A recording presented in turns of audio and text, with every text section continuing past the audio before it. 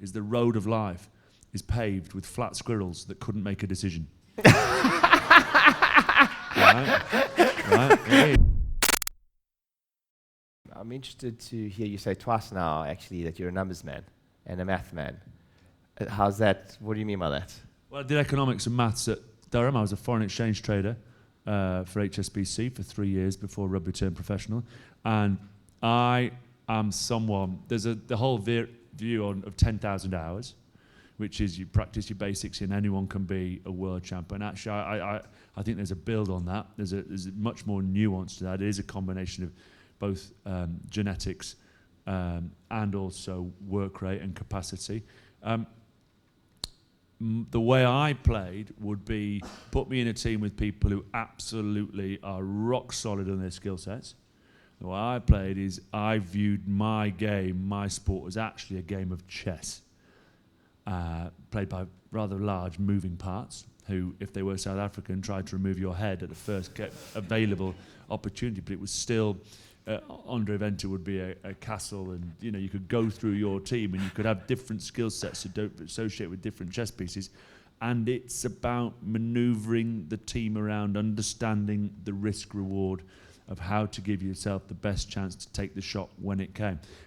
So I'm in terms of a rugby sense of the world, I've always believed that the strong take from the weak, but the smart take from the strong. It's the only way that I could ever convince myself to take a field against people like Jonah Lomu. I mean, I look like Montgomery Burns. I'm a complete stick man. My nickname was Shaggy, the cartoon character. I grew up on pot noodles. I never lifted a weight until I was 27 years old. And I was surrounded by these behemoths who were 125 kilos, 6'5", and ran the 100 in about 10.7 seconds. I had imposter syndrome coursing through my veins. And yet, how did I find the way to do that? Is to understand, okay, yeah, but these are the pieces, and right, they might have those strengths, but let's move it around. And I think it all comes back to maths, odds, probability. I love the Queen's Gambit. These sorts of shows that you watch, and you begin to understand, if you keep practicing and keep putting yourself in different scenarios, you continue to stress test yourself, continue to come to days like these to pick up a little nugget from absolutely everyone. You're slowly equipping yourself with more pieces of the jigsaw. Unless you're doing things like that, you're trying to do a 1,000-piece jigsaw with 27 pieces. It's never going to snap into focus. And that's my particular mindset about my sport, and having a mother who was a maths teacher for 35 years. I think there's beauty in maths and problem solving. So if you were to say, what is my super strength? I'm a good problem solver. I don't know what today's problem is. I don't know what tomorrow's problem will be. But I know if I apply logic and maths to it, and I have other people who have a slightly more left side of the brain and say you're looking at it wrong, you need to tweak it a little bit and throw a couple more variables in, then slowly but surely, with the variety of different perspectives I can surround myself, as I said, the picture often, more often than not, doesn't always, but tends to snap into focus. So interesting, because one of our points we spoke about just before we walked in was, I sometimes think the phrase "keep it simple" can be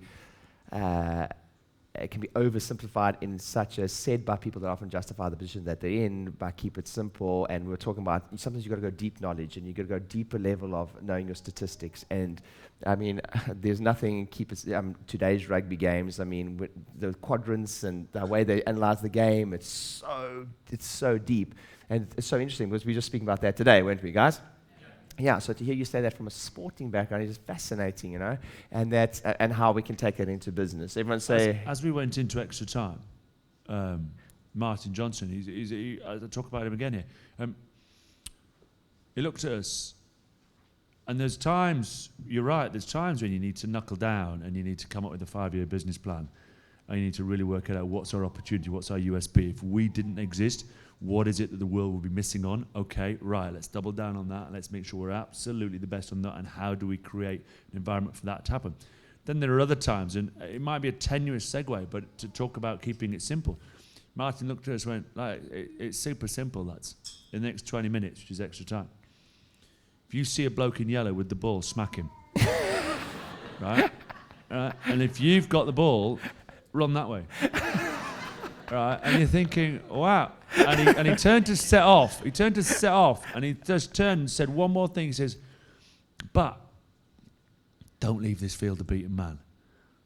And then he set off with his giant number 4, and he just thought, shit, I'm following this bloke anyway. And so that whole point of simplicity, there are times to overpeel the onion. There are strategy and away days when you get into levels of detail that you think, wow, we going this deep. And then there's other times when you just got to knuckle down, roll the sleeves up and crack on, get on, shut up and move on, sumo. And there's times for that, and there's times actually, no, this isn't a sumo moment. Yeah. This is a more of an existential crisis to our very organisation and our team. We need to we need to go more into the detail. We need to get extra help from outside.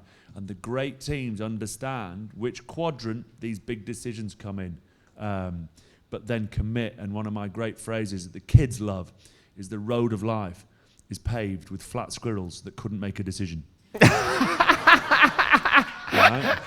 Right, it is. So don't be, and it's dead simple. At my team at work, it's like, don't be a flat squirrel. We agree, disagree, we commit, we go for it, we fail, we go again. But we don't get stuck in the middle of the road going, what do we do now?